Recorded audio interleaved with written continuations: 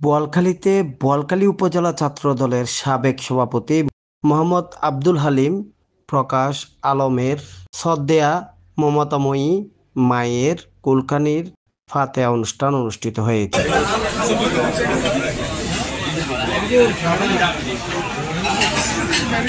এ সময় উপস্থিত ছিলেন চট্টগ্রাম মহানগর বিএনপির আহ্বায়ক এরশাদুল্লাহ।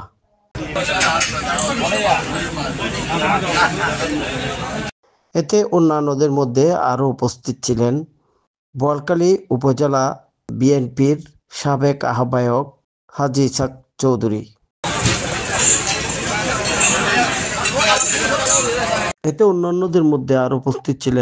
বোয়ালখালী ও দক্ষিণ জেলা বিএনপির বিভিন্ন অঙ্গ ও সহযোগী সংগঠনের নেতৃবৃন্দরা উপস্থিত ছিলেন।